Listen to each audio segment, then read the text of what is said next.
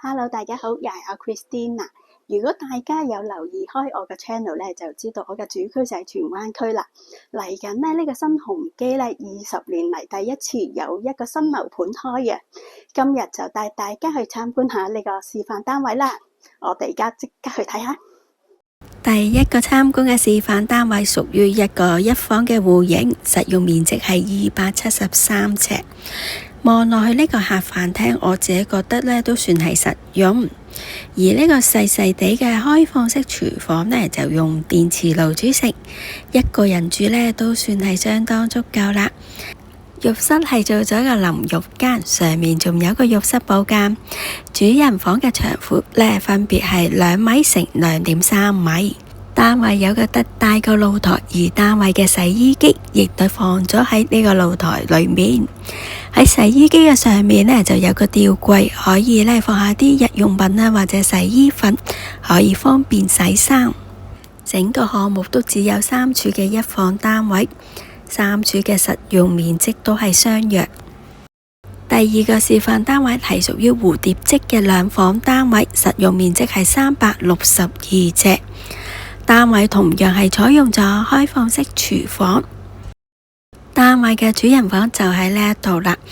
主人房嘅長闊分別係2.1米乘2.9米，而門嘅後面呢，仲預留咗個位置可以放到個衣櫃添。呢一種蝴蝶式嘅2房全盤只有3處，而單位嘅洗衣機亦都係放咗喺露台嘅位置。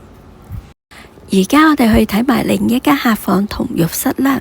客房嘅開積係比較方正，2米乘1.7米。旁邊嘅浴室就同頭先一房嘅浴室差唔多啦。第3同第4個示範單位分別都係屬於2房，實用面積393尺。第4個示範單位係有裝修噶。我哋而家睇咗個清水嘅單位先。呢一種兩邊房都放埋一邊嘅戶型呢，我覺得傳統嘅家庭客呢會比較中意，同埋個開放式廚房呢亦都係比較寬敞一啲，佢係屬於一個 L 型嘅設計。認進總伙數係有462伙，其中有8處呢就屬於呢類型嘅開積。認進主打係2房單位，但佢都有1處嘅3房可以俾用家選擇。項目仲有特色戶型，更加有2間4房連天台嘅單位。認進嘅地址喺環窩仔街21號，可能唔係個個人都會知道環窩仔街喺邊，但係呢，熊貓酒店呢，相信大家都會有印象喺邊度啦。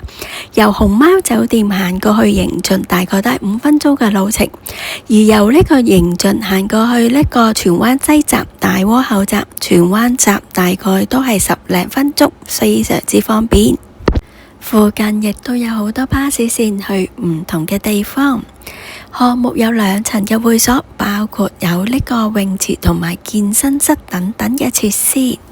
新鴻基對上嘅一個項目雀月亭喺荃灣都已經有20年啦，仍然有好多客戶話俾我聽佢嘅質料係好。